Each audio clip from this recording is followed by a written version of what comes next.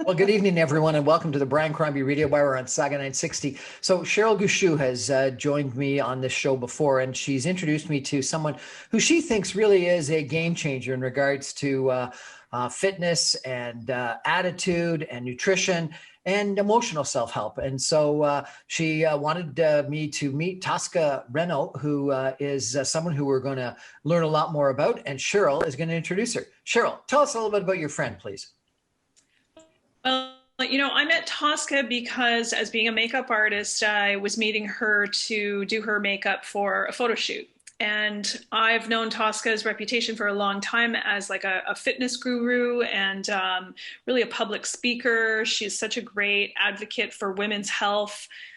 She is walking and talking the game 100%. Eat clean is a mantra that she started. She's written many books about it. She's a public speaker. I've seen her speak on stage and she's amazing. So I thought, her story, wait till you hear it. There's many aspects to it that she's really come out the other side as like this super strong woman who I've always respected. So meet Tosca.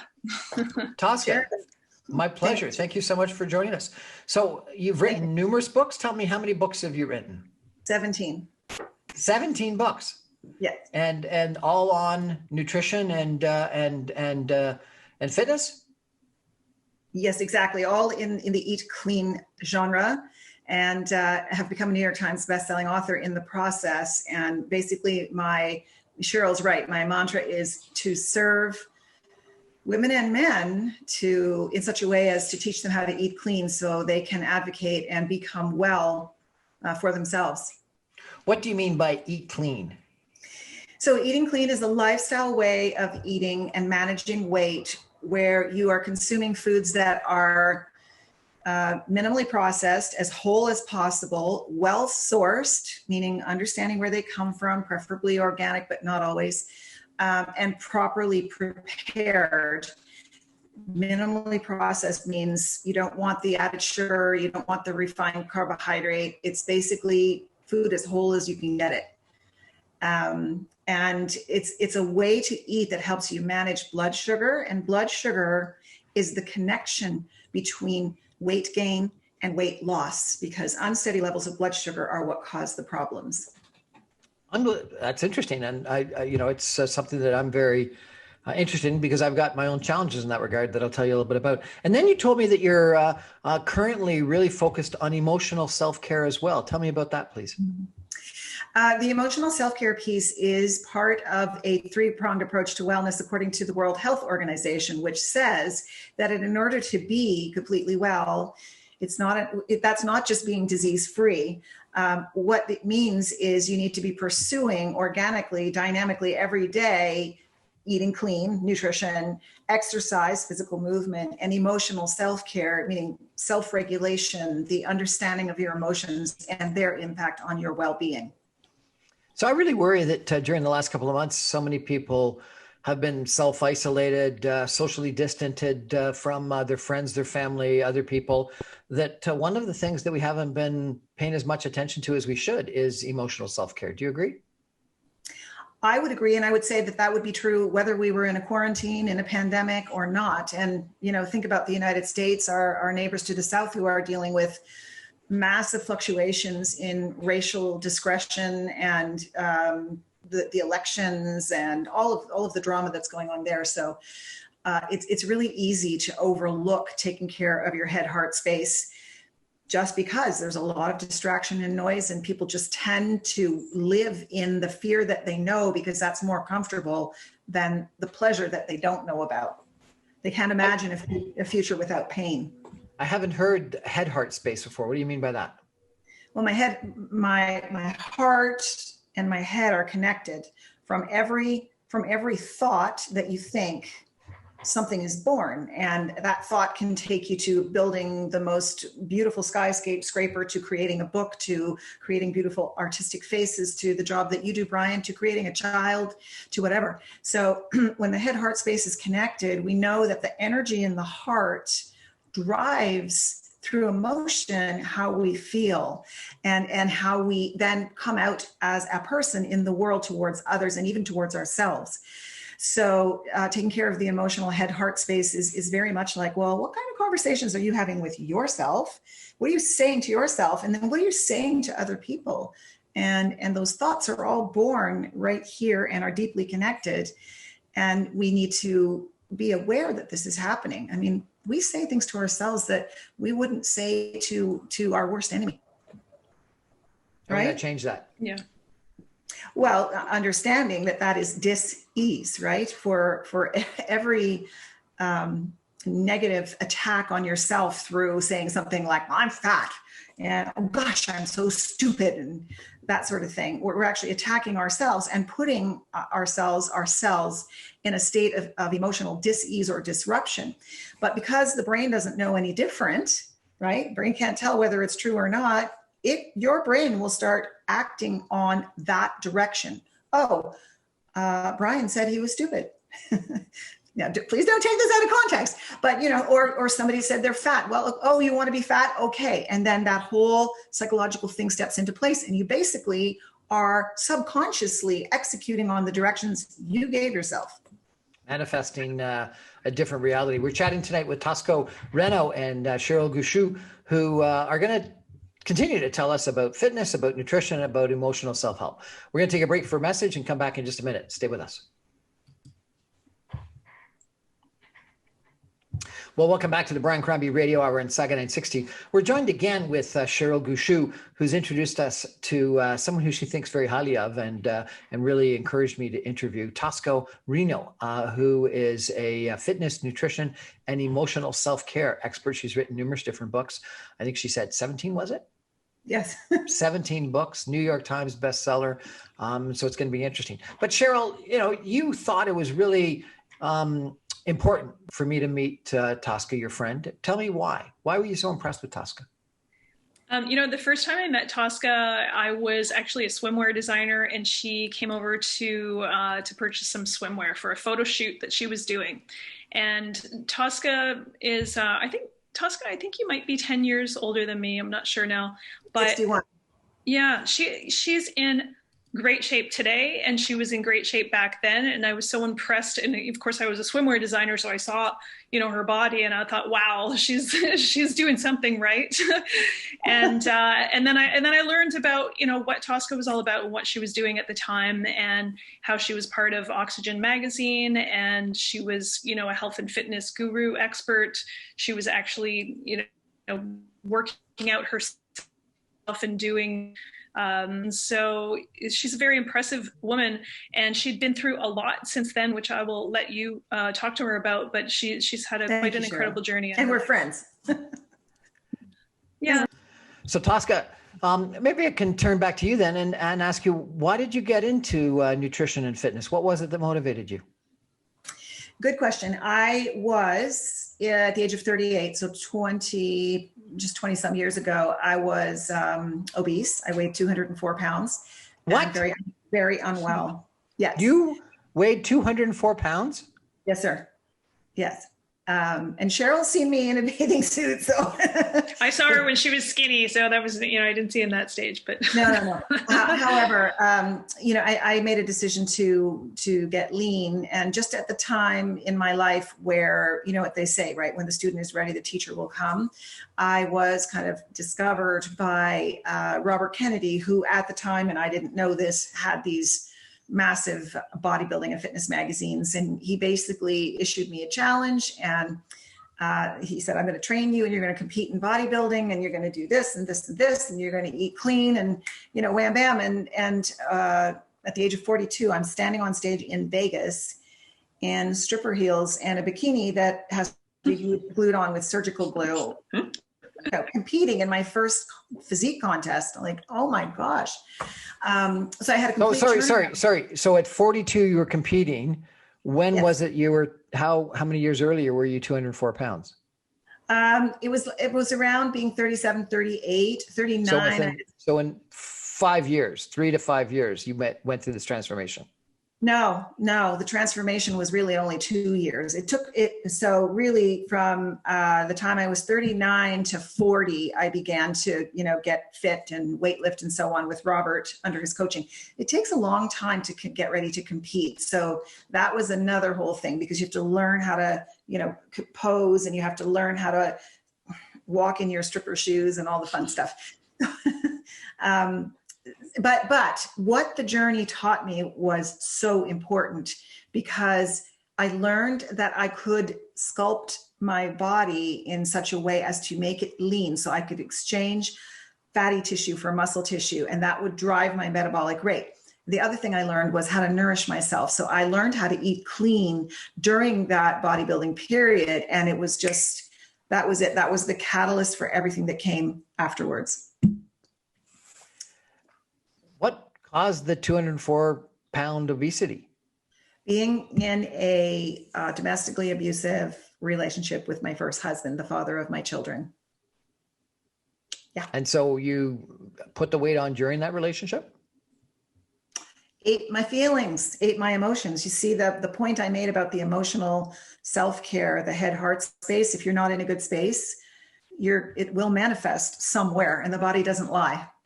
And so going from 204 to whatever and a bikini competition, it wasn't just meeting one guy, Robert Kennedy, that motivated you. It must have been something more than that.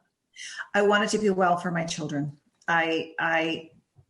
I thought that if I continued the way I was, and my father had died young of heart disease, that I would surely follow him. Because one day I was trying to get up the stairs to say goodnight to my daughters, and I collapsed on the stairs. And there I was in a full sweat, my heart beating against my chest. And I went, I'm having a heart attack.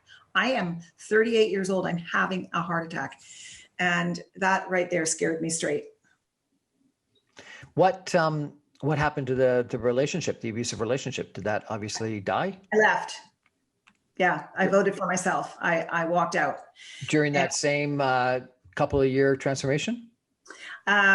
Yes. So that was part of my healing. It was getting rid of the source of my pain and standing on my own 2 feet. And while it was very difficult, because I had no idea how I was going to support myself, it was the best thing I ever did. I stretched and I grew, and it was really powerful.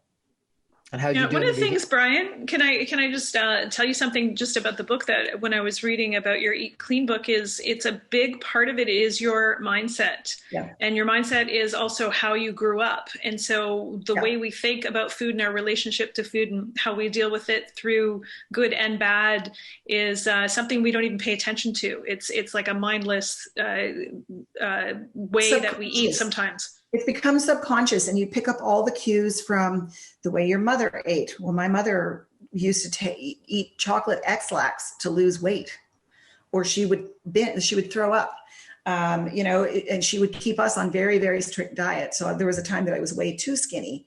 I've never said these things publicly, but we pick up the cues about food, and then you get this horrible relationship with food. And I had that. I was really medicating myself with food in my first marriage. And then you said something about your husband passing away, and that motivated you in a different way. Can you tell me about that at all? Yes. So I decided when I left my first husband that I would become a teacher so that I would not be a burden to society. And went to school, and in the process of teaching and becoming a teacher, met Robert Kennedy, who is, he really is a fitness icon, bodybuilding icon himself. He brought Arnold Schwarzenegger to North America. He developed the first bodybuilding magazines. He made fitness for women through Oxygen magazine mainstream. So he discovered me on the playground. I was teaching his daughter grade 1. And he asked me one day, he said, what are you doing to keep yourself in shape? And I said, I didn't know who he was. And I saw, me naively, I said, I'm running at the gym. I'm losing weight. And he goes, if I had a dime for every person who said that, I'd be a rich man, and I'm not. He said, you're going about it all wrong, honey. And that's when he challenged me. He said, if you do what I say, eat the way I tell you to eat, and train the way I tell you to train, will you take that on? And that was all I needed. And so that relationship with Robert grew from a mentor-student relationship to we fell in love. And then he passed away? And he passed away. Yes. So my stepson, his son passed away in 2011. And a year later, Robert passed, yes, from lung cancer in 2012. I'm so sorry to hear that. And how has that impacted you? It's been the most horrific chapter of my life.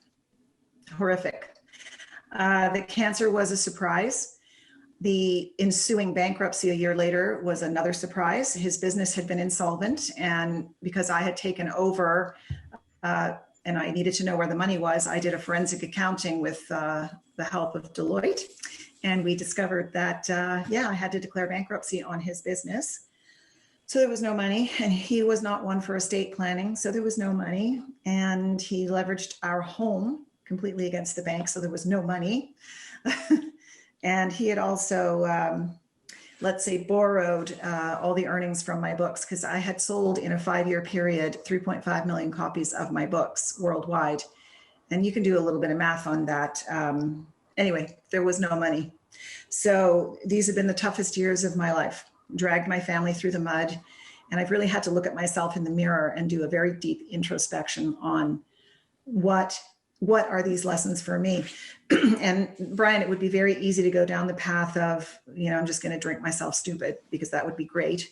But I have 4 daughters, and I felt that I had an obligation to myself and them to take the high road. And it was a battle. It was ugly, messy, lots of crying. I did talk badly to myself. And until I learned how to come out of that through what I call healing tools of meditation, gratitude, journaling, and forgiveness, I think I would still be wallowing, because there was a time in 2014 that I literally was catatonic. I couldn't put sentences together. And so it was really, it's the hero's journey. It's the arc where, I rose, I fell, and now I'm making my way out. And I recognize that I have to say goodbye to that person that I was those years ago, because I'm not the same person. When you go through stuff like that, you should be growing. And so I think I can proudly say that I've said goodbye to my past self, and I'm saying hello and welcoming my future self. And I think my greatest work is yet to come. Well, that's a great attitude and a heartbreaking story. How'd you get through it? You said it was meditation, it was journaling, it was what? Yes. Was there any people that helped you get through it, or was it all up to you?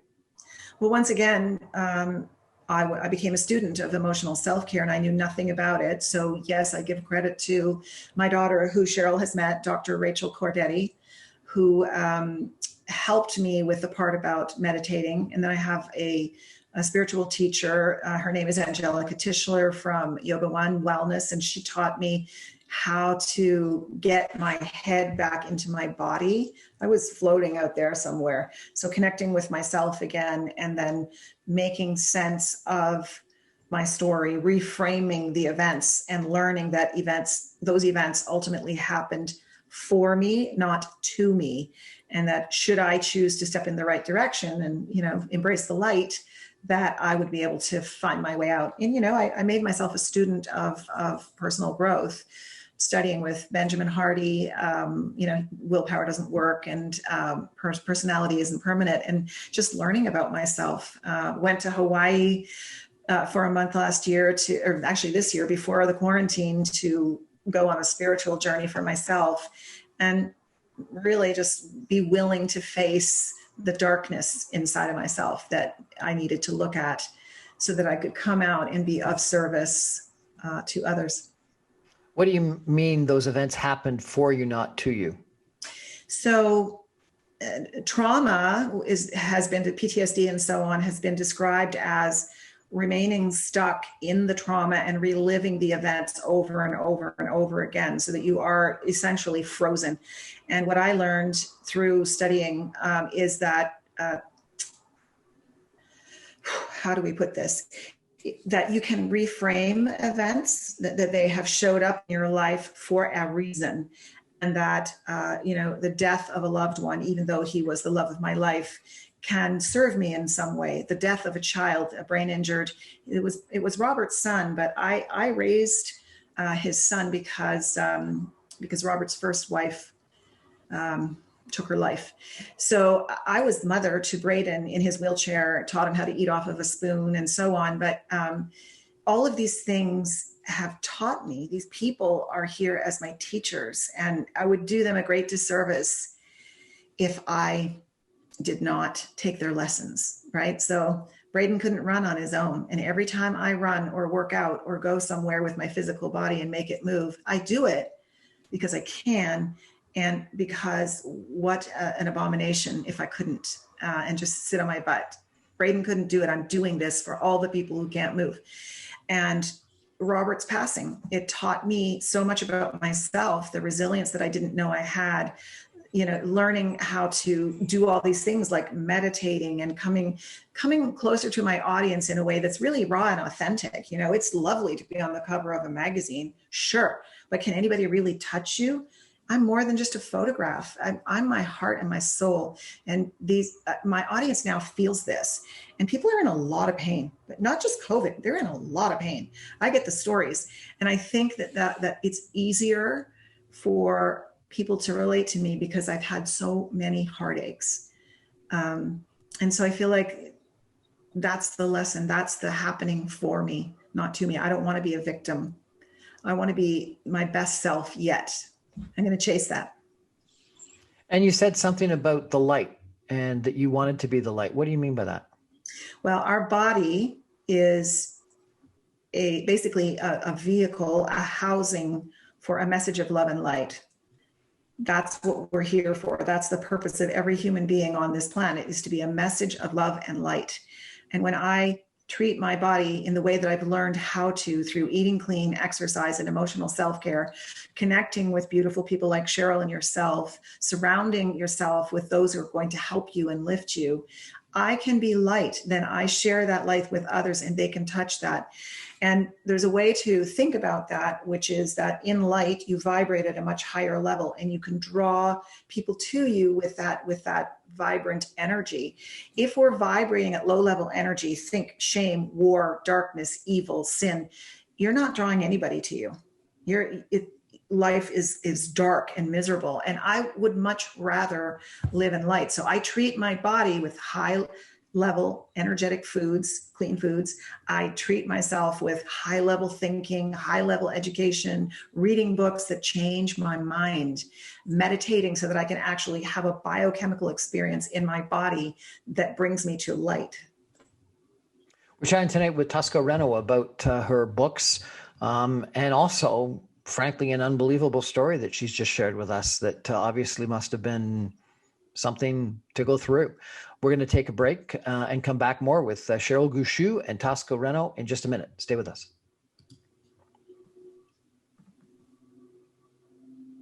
Welcome back to the Brian Crombie Radio Hour, Saga 960. We're chatting tonight with Cheryl Gouchou, who's introduced us, to Tosca Reno, who in the last segment just told us a heartbreaking but also an inspirational story of how she went from thin when she was a teenager to obese when she was with a abusive relationship, 204 pounds, to running into a gentleman by the name of Robert Kennedy in a playground that inspired her to find herself and to lose weight and appear in heels and a bikini on a stage in Vegas and compete for a bikini model, and then fall in love with him and marry him and then lose him to cancer and go through that, and then to pile stuff on top of stuff, find out that his businesses were bankrupt and she was over-levered and had to solve all those problems and had to find herself all over again. So my gosh, what a story. I know, I'm tired just listening to it. But let's take a breather, Tosca, and come back to the lessons of your books.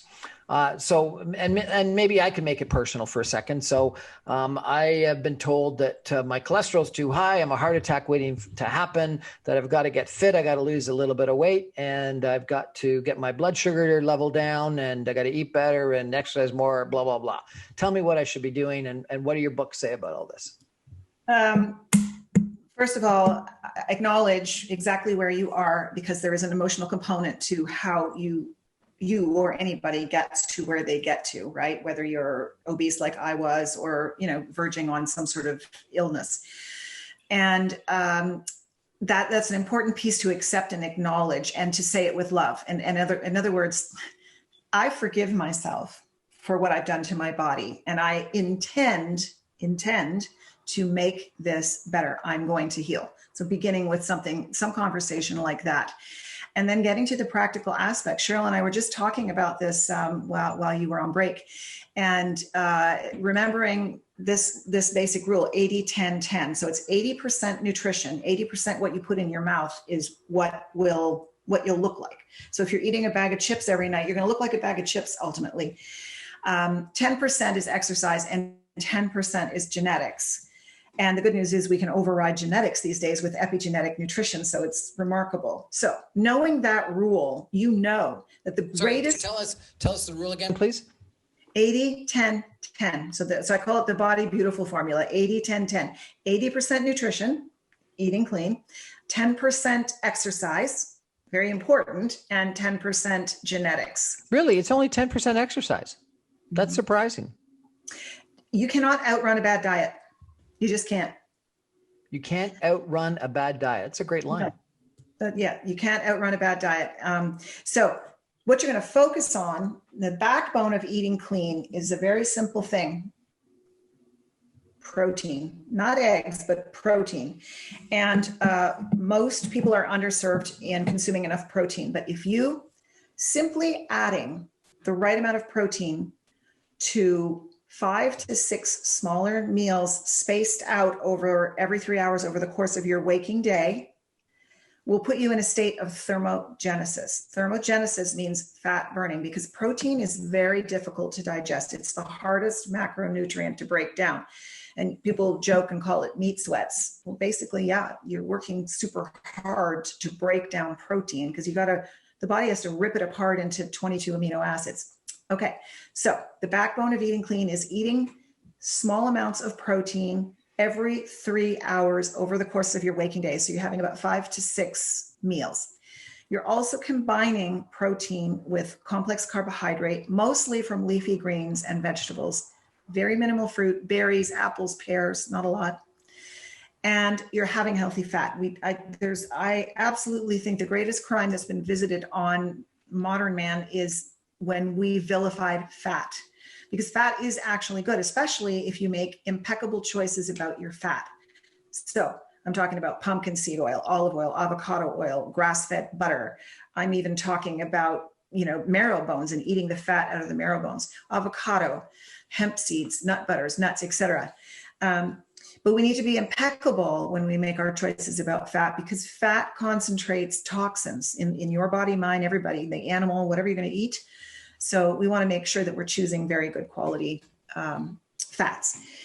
And with regard to exercise, the rule of thumb that works, and there's a book that I just love called Spark by Dr. John Ratty. And basically it says 30 minutes of exercise 6 days a week with a maximum heart rate of 65% or greater.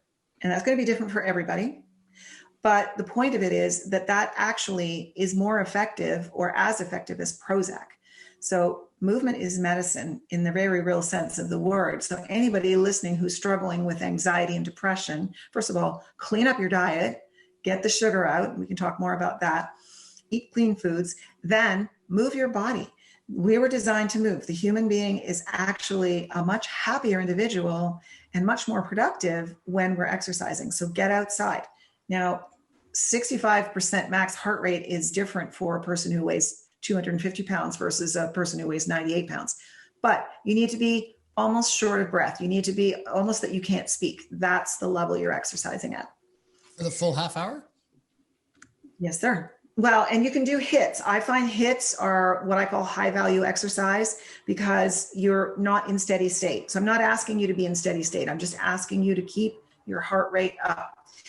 The other food that's been vilified is salt. And so processed salt with iodine in it, and it has chemicals, right? There's salt, there's sugar in salt, there's chemicals in salt, there's phthalates, there's mercury, there's bleaching agents. You don't want that. You want pink, clumpy salt. You want dirty gray salt. I don't care what it looks like, but you want salt because salt is food. But I'm talking about, and actually I prefer pink salt these days because anything that comes out of the ocean now, including salt, has microplastics in it. So my preference today is pink salt. But salt contains 92 trace elements and minerals, and we need that for nourishment. And as a little tip for you, if you're feeling like your adrenals are, you just can't even stand up straight anymore, you're so tired, or you're waking up at 3 a.m. consistently, put a few crystals of pink salt on your hand and lick it up. And the feeling is amazing. It's a complete tonic for your adrenals, but it will also help you fall asleep and stay asleep because the magnesium and the minerals in the salt are nourishing. They're nourishing for you. The next piece I would add, Brian, is that, or for anyone, is that most of us are dehydrated. Most of us. Water is still the number one nutritional deficiency. Mm-hmm. So we need to be drinking 3 liters of water. And the first liter, and I just had my clear tea. The first liter. It's not water, vodka, I swear. Liquid drink.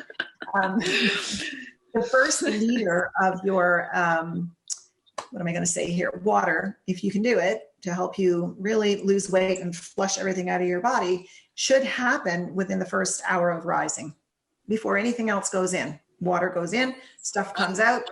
1 whole liter of water as soon as you wake up. Mm-hmm. That's a lot of water right away. Chug it all at the same time. Give it a big chug. Don't give yourself a stomachache. Try to get it down in that first hour, and just be mindful that water is hydrating, nourishing. It's just like a plant. When you're feeling tired, right? Usually it's because you're not hydrated. And those would be the key things. And clearly, obviously, if there's a medical condition, you've got to go get that checked out. So I'm not a doctor. I don't say I am, but you work with your physician. And then, I have meal plans like crazy. But one key thing I start every client, everybody who comes to my site starts with a round of striking sugar, meaning that you're doing 4 weeks where you're going sugar-free. And by sugar-free, I mean everything. Honey, maple syrup, alternative sugars, sugar, brown, pink, I don't care what color it is. And we're giving our organs of blood sugar handling a chance to reset, and gives your palate a chance to reset because you've taught your palate you like sugar. Everybody eats sugar, especially during COVID times. So that itself is life-saving, in my opinion, because now... Tosca? Sorry, I just have a question. I've also heard, of course, that fruit is sugar, as we know. So you're saying forget fruit as well. During the 4-week reset, there's very minimal fruit. There's some berries, maybe. There might be an apple, but mostly no fruit. And I'm not vilifying fruit. I'm saying we're doing this because we need to reset the organs of blood sugar handling. So there's 5 organs: pancreas, adrenals, liver, spleen, and liver. And that's PALS. PALS. There's only 4. Sorry. PALS. But we don't want to be recruiting our adrenals all the time. We want the pancreas to do the job of blood sugar regulation. So here's the real crisis. Here's the crisis. I was talking about this with Cheryl. Only 12% of us / the whole planet is what's called metabolically fit. Only 12%. Now, if you sort of match that up with the number or the amount of obesity and overweight, which is roughly 2/3, it's kind of right there. So here's what metabolic fitness means. It means, how does your pancreas manage, how does your body manage blood sugar? And then that is paired or partnered with how the heart uses oxygen, fuel, right? So these two have to work together as a measure of metabolic fitness, and only 12% of us pass that test. So that is a very, very low number. And here's the other piece now. Scientists are beginning to put together that blood sugar dysregulation, including diabetes type 2 and diabetes type 3, which is what's known for, that's what Alzheimer's and dementia are called, is diabetes type 3. There is a connection between blood sugar dysregulation and COVID and the severity of the disease. There's an absolute link that scientists have put together now that they're seeing. There's essentially 2 pandemics coming together. We're talking about diabetes, and we're talking about coronavirus, and then who knows the next one. But when the body is in a state of blood sugar dysregulation or distress, you're not in homeostasis, then you are inviting trouble. So people that have got diabetes or obese are what, more susceptible to COVID-19? And the severity of the disease is far worse, and sometimes the outcome is also worse. So sugar is the big enemy according to you, and so it's what? It's sugar, it's honey, it's maple syrup. You said what else? Well, and fruit. No, okay. So let's just be clear on the Strike Sugar program. When I'm doing a blood sugar reset with you, we're just taking all sugar out because we're going to reset. Fruit isn't the villain. It isn't, but there's a way to eat it. So when I'm talking about sugar, as in the diet, the modern diet, I'm talking about refined white sugar that doesn't resemble the plant that it came from. I'm talking about starches. I'm talking about products that are made from those things.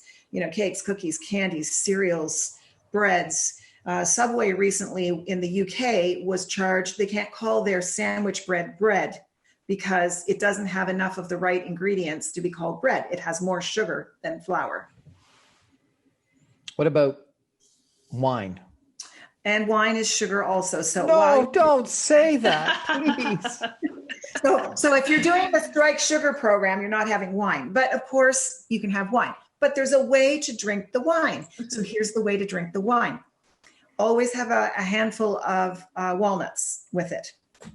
And so the reason for that is because you got to think about think about sugar as gasoline for your car. When you are putting your foot on the gas and really revving up your car, all that gas goes into the car and it's just vroom goes. Sugar is like that. Sugar, you eat something sugary, a cookie, a cake, you drink a sports drink, and all of a sudden you've got this rush of sugar in your body. Where are the brakes? How do you slow the car down? How do you slow the car? Gets slowed with brakes. What are you going to use for a set of brakes in your body? Two things: fiber and fat. So whenever you're having something sweet, always pair it with either something fibrous or something fatty. Red wine, raw unsalted nuts, right? That's fat. That's fat. If you're eating, say what? Cashews, yeah, walnuts, Brazil nuts, yeah. Okay. And let me ask you about fitness for a second, if I could. So there's been, I understand a lot of people talking about weights versus cardio efforts. You're talking about being out of breath. What do you recommend? Is it weight training or is it biking and running? Okay, so being very careful not to minimize one or victimize one or the other. Really, a combination of both is best. But you can do that. You can actually have what I call high value exercise experiences when you're combining resistance training with cardio. And how you do that is with interval training. So you're going to introduce bursts of activity that you can do hits with weights. You can bang them out really fast, and then you have a rest period, and then you do it again all out. And you can do that with weights. You can do that with running. You can do that so basically with resistance training or with cardiovascular. There's two kinds of exercise that I think are actually brilliant for quarantine times and just for life in general. One is kettlebell training. So kettlebells involve always more muscles than just, say, training a bicep. Kettlebells, you're having to stabilize using your glutes, you're having to stabilize using your deep core, and most of the exercises make you breathless. So you're going to be in a state of cardiovascular effort as you're swinging a kettlebell, because there's a lot of dynamic movement. And the fact that when you're swinging a kettlebell, you're incorporating, glutes, quads, abs, shoulders, muscle. It's a fabulous, fabulous workout, and you can get a lot done in a very short period of time. So that's one. The second is rebounding, and rebounding is done on a mini trampoline, and not all trampolines are the same. So I have opinions about that. And the reason why this is so effective is because there is no other exercise that in the same time, you're getting three forces. You're getting gravity, acceleration, and deceleration. So you're jumping up, gravity pulls you down. You're getting acceleration, deceleration as you're bouncing. So basically, you can do a 15-minute rebound workout, hit all your muscles, including posture, flexibility, proprioception, cardiovascular, everything. And in a 15-minute workout, you can accomplish the same amount, if not more, effect as 30 minutes spent running on the road. That's high value exercise. And Tosca, I have a question. Sorry, Brian, can I ask her a question? Please. What if you have a bad back? You can't kettlebell and you can't rebound. So those are two tough ones. Then walk. Then just walk. Yeah. But make sure that when you're walking, that you're going to set your whatever's going to be 10,000 steps, and that you are not walking at a leisurely pace the whole time. You need to speed up, slow down, speed up, slow down, so that you're getting that variation in heart rate. We're chatting tonight with Tosca Reno and Cheryl Gouchou. We're going to take a break and come back with some concluding comments in just a minute. Stay with us. Welcome back to the Brian Crombie Radio Hour. Cheryl Gouchou, you told me that you heard Tosca Reno on stage sometime and you were impressed. Tell me about that, please. Yes, I had the opportunity to watch Tosca live on stage. I was doing her hair and makeup for an event, a Can't Fit Pro event, and because of her inspiring and difficult life experience, she is such a great public speaker and a really great influence to changing your mindset about health and wellness. Tosca, you really do have, an unbelievably inspirational, heartbreaking, but inspirational story. You said there was another piece that you wanted to tell us. Yeah, so thank you. Thank you both. So after all of the events of, Robert's passing and so on, I had released a book in 2013. It's the last book I've written. And it was a commercial flop. And I learned a very, very important lesson at that time. I didn't want to write that book. That was someone else's idea. It was my agent's idea. And I won't name names, but I learned that you cannot write about the thing that you don't want to write about. You need to write from your heart and your soul. And so I owe myself and my audience a book, and if not three, because there's three percolating in my brain. And that was another piece of the puzzle of my self-evolution, if you will. So it's been an exhausting journey, but I'm feeling like this is stepping into the light time now. If we want to read your books, are they available on Amazon or on a website or what? They're available on Amazon, also on my website, toscareno.com, TOSCARENO.com. And that's where you can find my Instagram, social media platforms. And thank you. Yes, I really encourage you to have a little visit. We'll get to know each other. Tosca, what's your legacy?